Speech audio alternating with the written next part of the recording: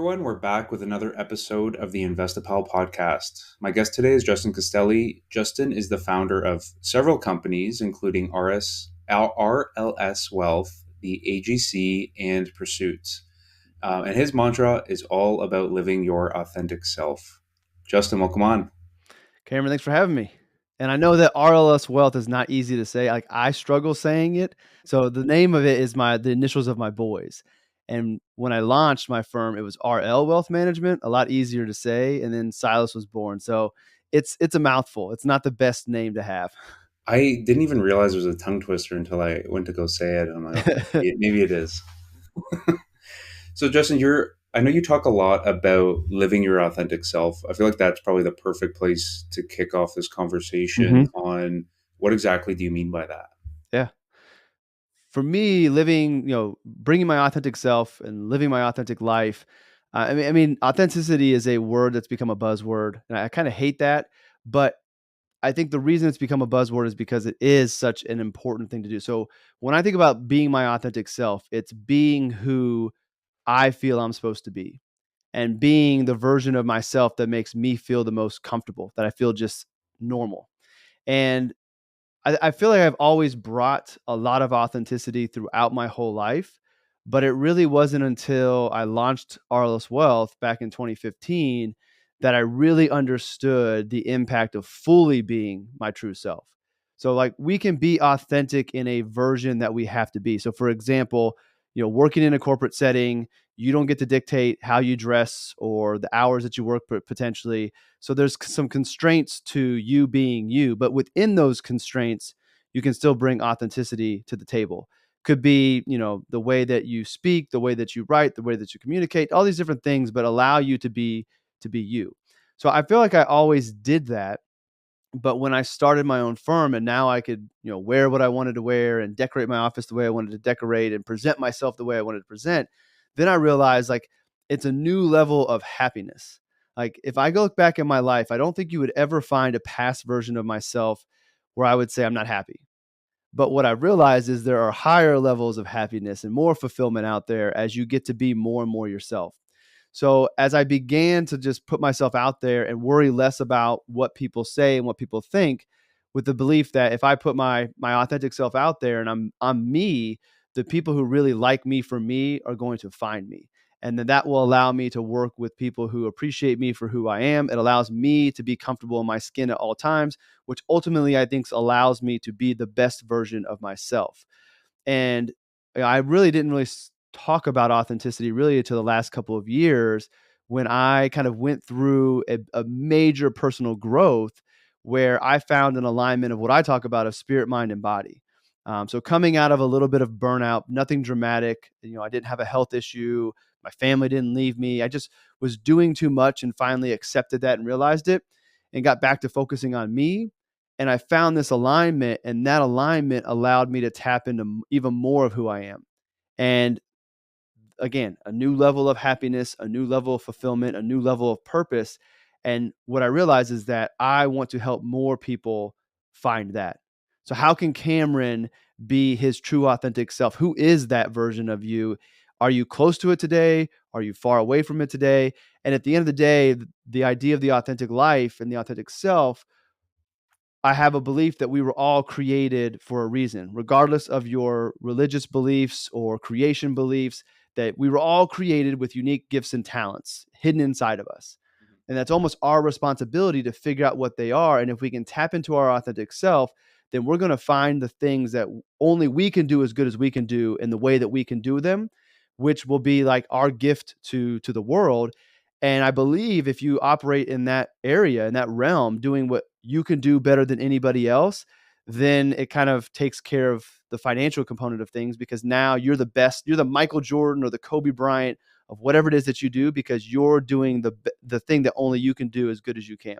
And the only way you get there, I think, is through being your authentic self. Your authentic self opens up those gifts, opens up those talents, takes you to that, and then you kind of just continue to evolve. I don't think that the authentic life is a destination.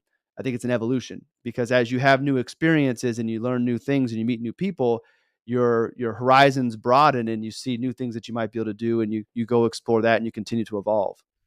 Yeah, I love that. I know chatting before this, and I used to work a banking job, and I have some tattoos, and how I was told to roll my sleeves down because it looked unprofessional, and Hmm. it was a breath of fresh air meeting you and seeing. I remember chatting with one of the guys on the team. Like, I feel like I just met the Tony Hawk of financial advisors. Your other setting has a bunch of skateboards up on the wall, and Yeah. I really believe in the you know being that personalized wealth planner, or whoever you may be representing yourself as, but just being more relatable to your clients. And I feel like that gets embodied through that Hmm. authenticity. And authenticity is, it's up to the individual.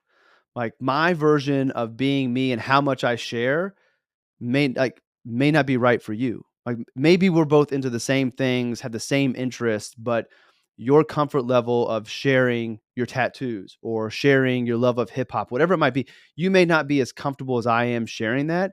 So it would be inauthentic of you of go to overshare and put all that out there. So it's a combination of who you really are and the things that you're interested in sharing those things, and then also how comfortable are you sharing those things. For whatever reason, I've been very comfortable sharing my family and incorporating that into my business, the name of the business, and into my content. My boys have been in videos. My old podcast, they did the introduction to it. Like for whatever reason, I've been comfortable and have enjoyed sharing my family, and that has been authentic to me. And I've received positive feedback. I have clients that said, the reason I hired you is because you had your family picture on your website and you shared your family. Not everybody's comfortable with that. And in today's age, maybe it's not smart for me to have my kids on social media because of all the crazy things that can happen, but it's authentic for me to do that. If you're not comfortable putting your family out there, then don't do it. Because here's the thing with authenticity. When you're not authentic, when you're trying to be, but you're not, there may not be a visual cue that people pick up on. It may not be obvious in the physical sense that you're being inauthentic, but there's an energetic communication that goes on where people pick up on, okay, this something doesn't feel right. Red flags go up. Their intuition says something's off about this person.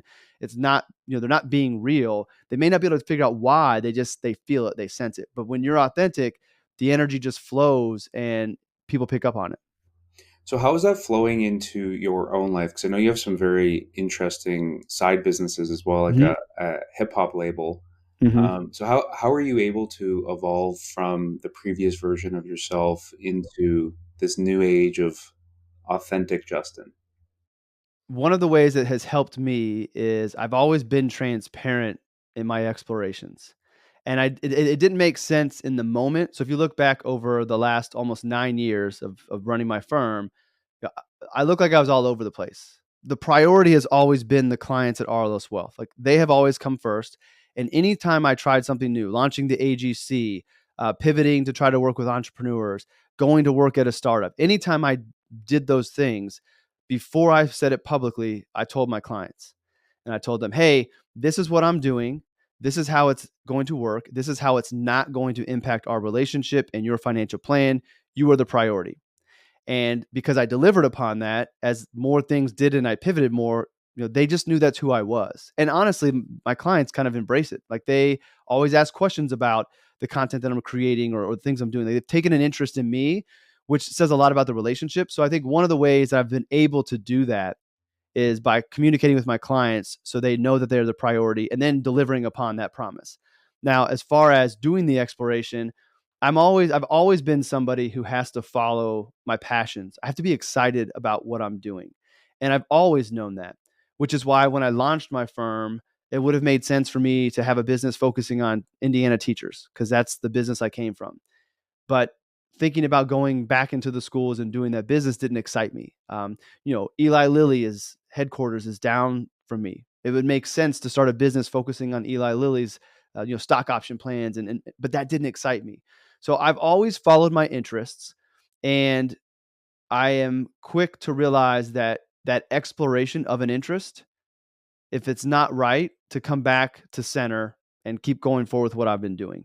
So it's being comfortable and confident in exploring and knowing that maybe it'll take me down a path that I come back on. Maybe it'll be somewhere going forward. But at the end of the day, I'm glad I did all of that because without all of that exploration and doing those other things that excite me, I wouldn't have landed where I am today. the community with the AGC. Taylor and I started that and had no idea what it would grow to be. And it's an amazing community of awesome advisors. We have a great team there, and it's really, really cool. And I'm glad that I did that, and helped start that. The Pursuit business, like that is a passion of mine. It's a creative outlet for me, and I don't have the hip hop label yet, but it'll be there one day.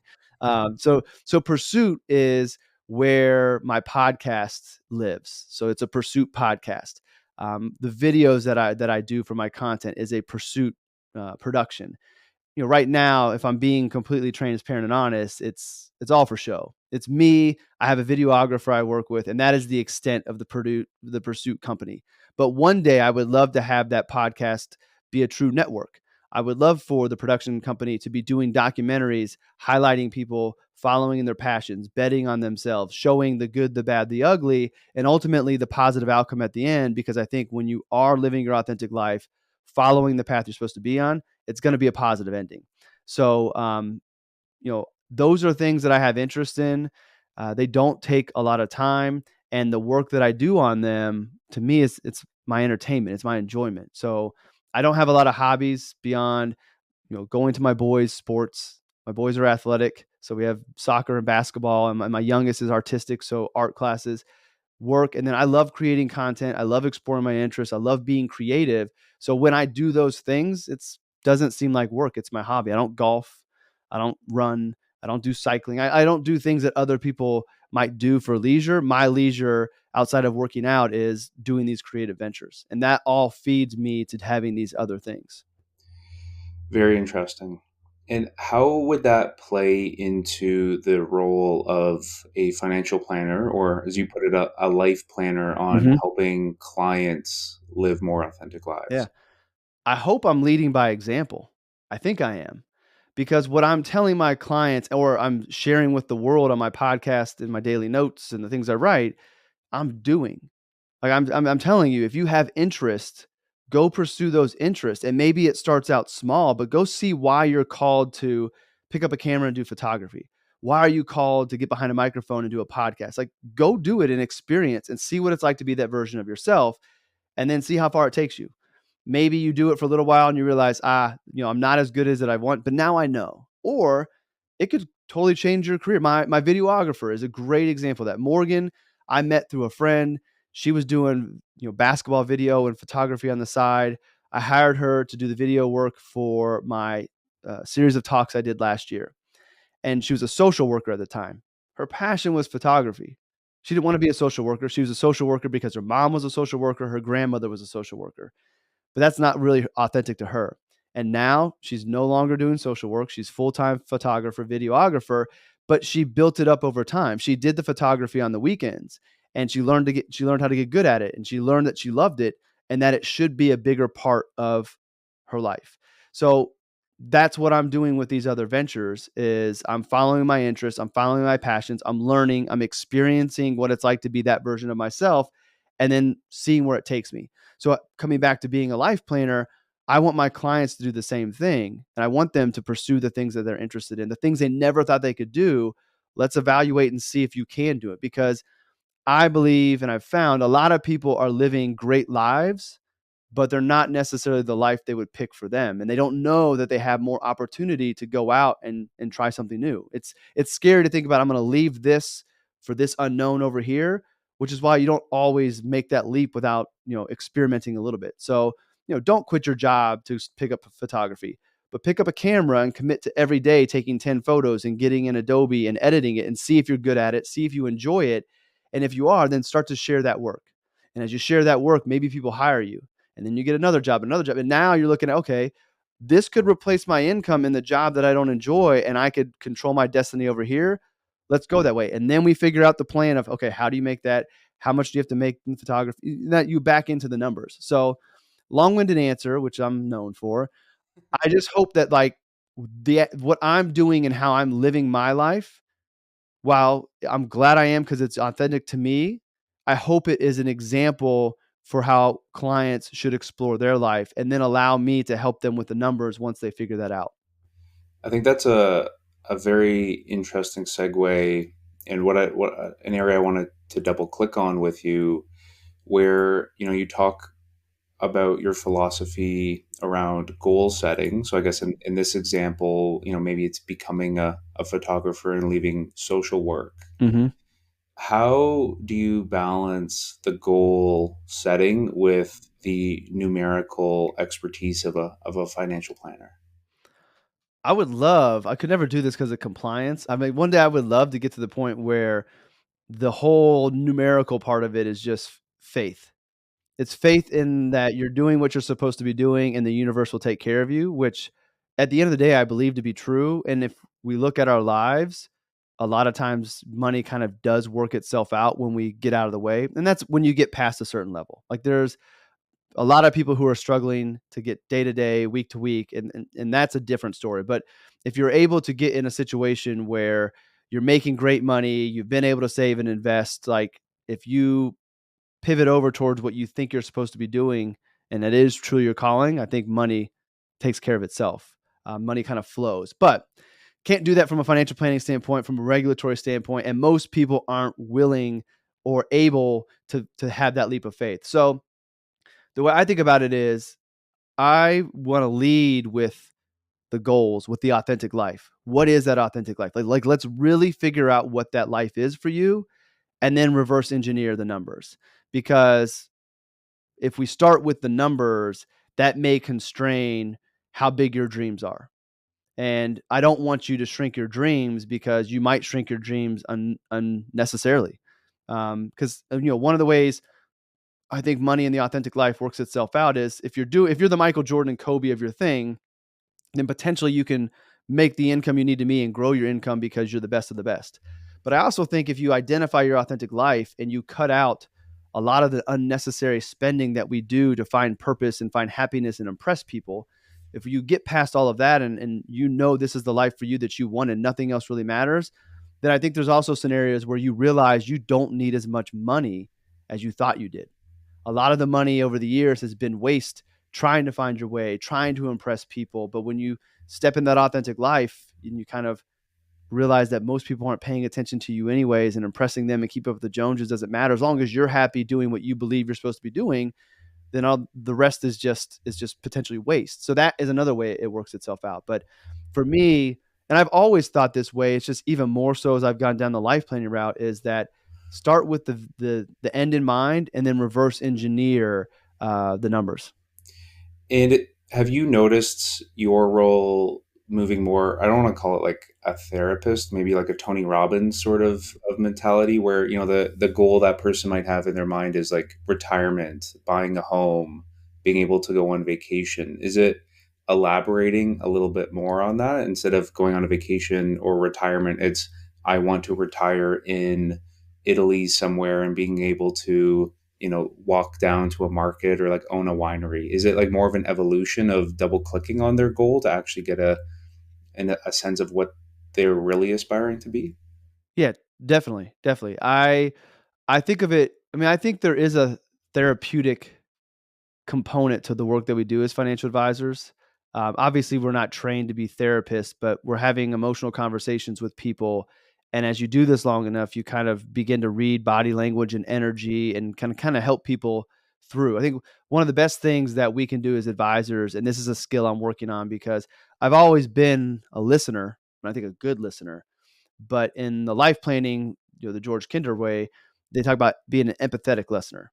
So, taking listening to the next level and truly meeting that person where they are emotionally and energetically and giving them space.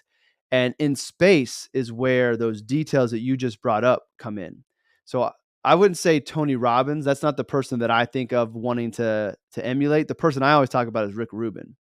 Like I want to be the Rick Rubin who helps Cameron find his truth.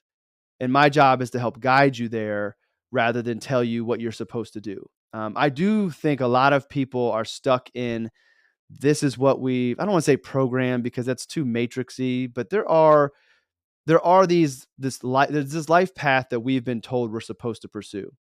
Go to college, get married, work in a job. Now it's more acceptable to bounce around, work 30 years and retire. And that's kind of what a lot of people still subscribe to. And we're seeing more of the younger generation want to do sabbaticals and different things. But still, by and large, most people think that's the path they have to go. They've never been told you get to choose your own adventure. Like, you can create the path that you want. And if you want to follow that path, nothing wrong with that. But I want you to know you're choosing that path, not that you're just going down the path aimlessly and blindly because that's what you were set down. So when I think about helping people with the goals and the details, it's really about getting them to open up and say, well, why do I want to retire at 65? And why do I want to retire in Italy? Why, like, what is the why behind these goals? And then once you tell me why, I'm going to ask you why again. I'm probably going to ask you why one more time, because what you really want to get to in this whole process is like peeling back the layers of the onion and what's the true why. Yeah. And a great example of this is in my kinder training class, there was an advisor. So it's advisors and we life plan each other.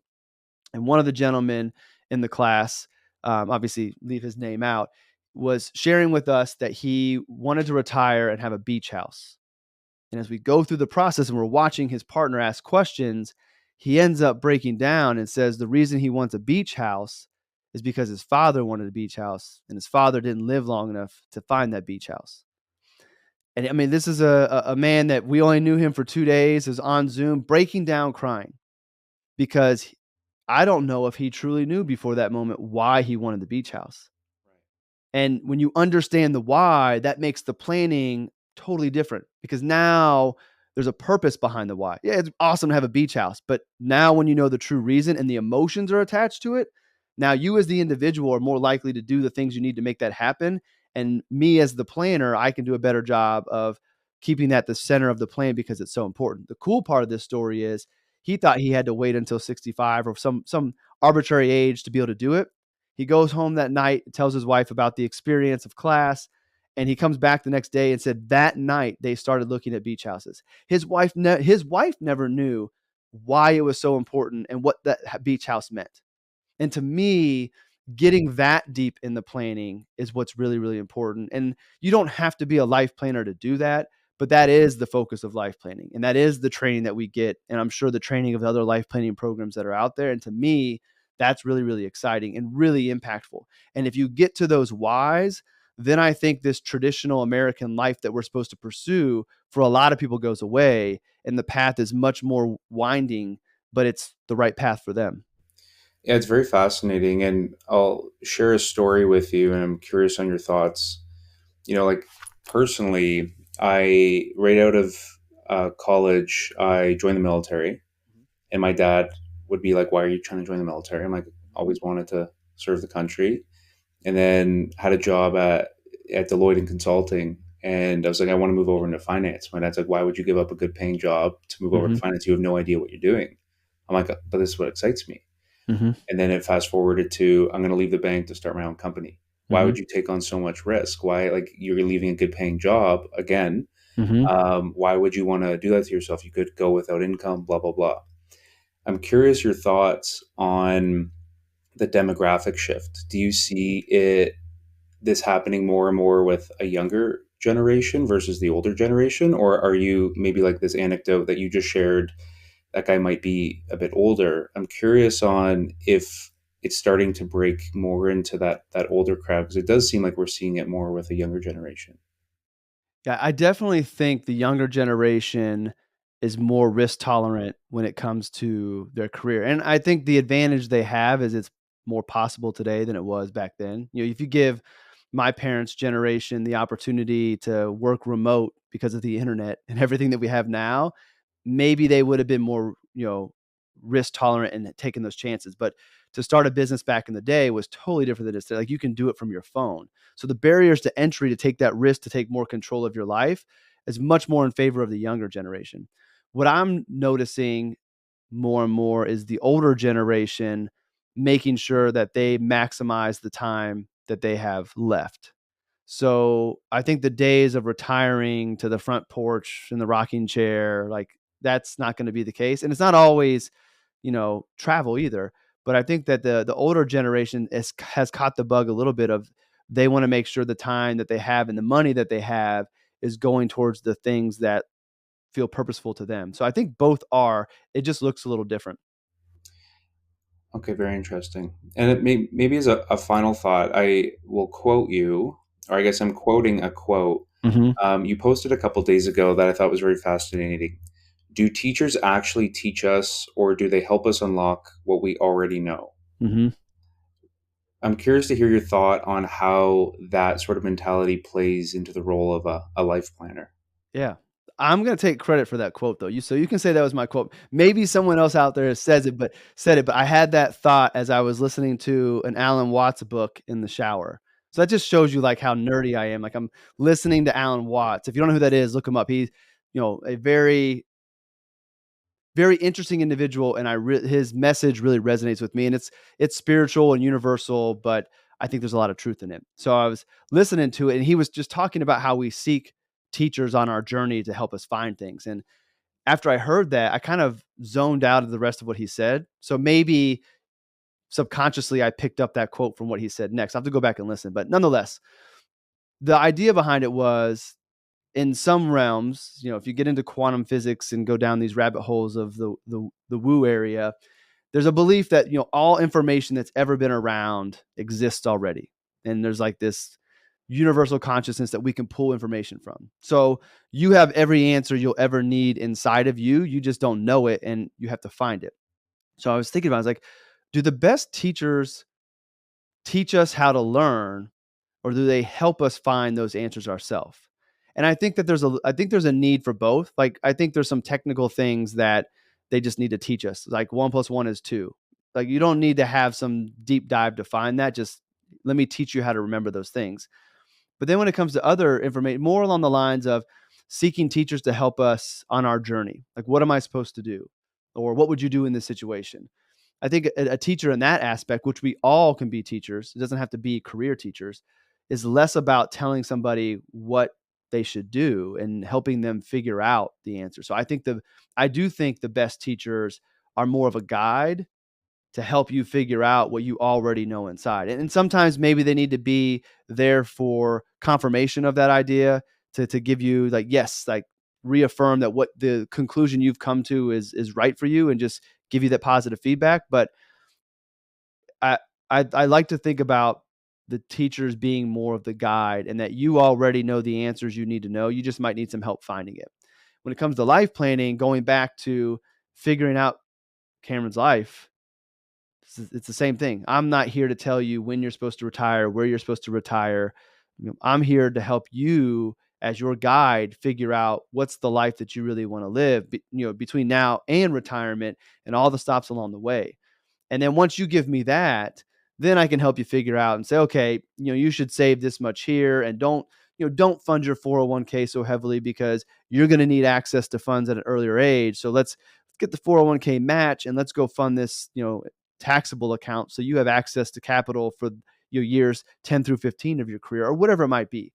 So when it comes to life planning, and I just think financial planning in general, we need to move away from being the teacher with the answers to being the guide who helps the client determine the life that they want, and then bring our expertise and technical skills to the table to help craft a plan that will help support that life. That's very fascinating. There's a debate that always goes on what's the role of an investment advisor or a financial planner to the future, especially with the rise of AI, and Mhm. who knows where that will lead us. But I certainly think the evolution is where you're taking this, very much so on that personal aspect, whether it's living your authentic self or asking the three whys or the five whys on really why someone's trying to achieve something that no algorithm's going to be able to overtake. I would agree. I mean, obviously I'm biased because I love life planning, and that's where I've centered the next 20 years of my career to be around and helping people live authentically. But at the end of the day, I think there's going to be room for all types of advisors still. Now, I think that with AI, it might put some compression and some pressure on the advisors who are hanging their hats on the technical skills over the softer skills. Because I think there will always be a demographic that will just want their advisor to tell them the numbers, to maximize their taxes and all of those. Like, I don't think everybody's going to be at a point where they want their financial planning meetings to be closer to therapy than it is to the numbers. Like, I think everybody wants that, but the reality of it is not everybody's ready for that, and not everybody is going to want that. So there are still going to be there's still going to be a need, I believe, for the advisors that are really technical, because not everybody will want to rely on AI. They still want that human interaction. And money's emotional, and I think there's always going to be an emotional component to it. I think even some engineers will still want a human being to sit across from them than just to rely on AI, even if that means AI was able to save them money. When it does come to the technical, I do think that, the advisor of the future that I would want to be, if I was starting my career today, I would be focusing on the life planning type of skills, and I would be looking to leverage all of the AI and great technology we have to do the technical stuff.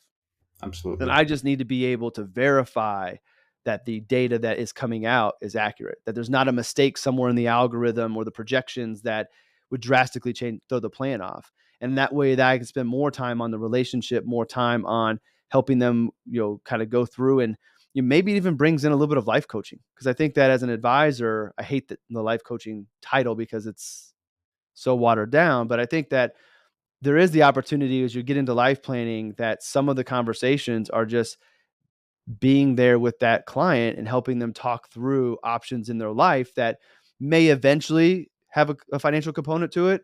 But in that moment, it's more about helping them figure out what they want in life. And the reason I think we're in a position to be able to do that type of work and be kind of a hybrid life coach is because of all the other conversations we have.